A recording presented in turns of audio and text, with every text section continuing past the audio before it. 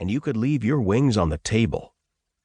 Military aviators looked forward to a physical exam about as much as they looked forward to an in-flight engine fire.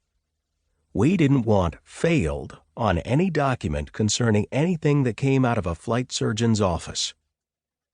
I had known pilots who would secretly visit a civilian off-base doctor for some malady rather than bring it to the attention of a flight surgeon.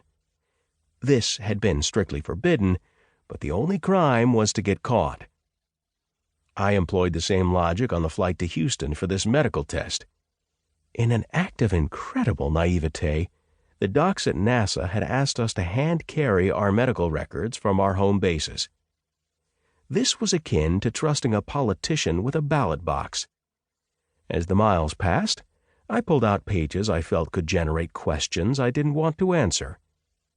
In particular, I pulled out references to the severe whiplash I had suffered during an ejection from an F-111 fighter bomber a year earlier. During that incident, my helmet-weighted head had snapped around as if it had been on the tip of a cracking bullwhip. My neck had been badly hyperextended. After a week of wearing a neck brace, the Eglin Air Force Base, AFB doctors, returned me to flight, but I wondered how the neck injury would be viewed by NASA's docs. Certainly it wouldn't help me. It was the type of questionable injury that could draw a disqualified stamp on my application. In all likelihood, there would be 199 other applicants without a history of neck injuries. I wasn't going to take a chance. I liberated the offending pages from my files, planning to reinsert them on the return flight. I had one very slim chance of getting selected as an astronaut.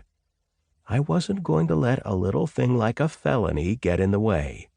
I would alter official government records and, like countless other aviators before, hope I didn't get caught. Yes, I was going to give this astronaut selection my best shot. I inserted the enema and squeezed the bulb. I was determined when the NASA proctologist looked up my ass, he would see pipes so dazzling he would ask the nurse to get his sunglasses. "Hold for 5 minutes," read the instruction on the dispenser. Screw that, was my thought. That milquetoast civilian who had failed his clean-out had probably blown his load at the first contraction. I would hold my enema for 15 minutes. I would hold it until it migrated into my esophagus. I clamped my sphincter closed, gritted my teeth, and endured bowel contraction after bowel contraction until I thought I would black out. Finally, I blasted the colonic into the toilet.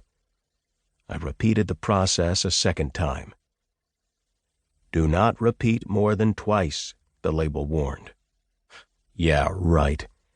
With the title of astronaut on the line, the warning could have read, "Do not repeat more than twice, death may result," and I would still have ignored it.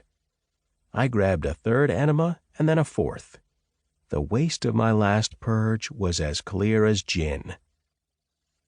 I walked from the proctologist like a first grader carrying a gold star on a homework assignment. He had commented several times he had never seen a colon so well prepared. That I didn't shit for the next 2 weeks was a price I was willing to pay. And no, the civilian who had failed his prep wasn't selected. Next up was the interview by a NASA psychiatrist. I wondered about this. I had never spoken to a psych in my life. Was there a pass-fail criterion? I considered myself mentally well-balanced, a strange self-assessment, given I had just set a world record for holding an enema in a paranoid quest to secure a job. But how did a psych measure mental stability? Would he be watching my body language? Would a twitch of my eye, a pulsating neck vein, or a bead of sweat mean something? Something bad? In desperation, I searched my memory for what Carrying the Fire had revealed about early astronaut psych evaluations. All I could recall was that they had been given a completely blank piece of paper to interpret, and that one astronaut had suggested it looked like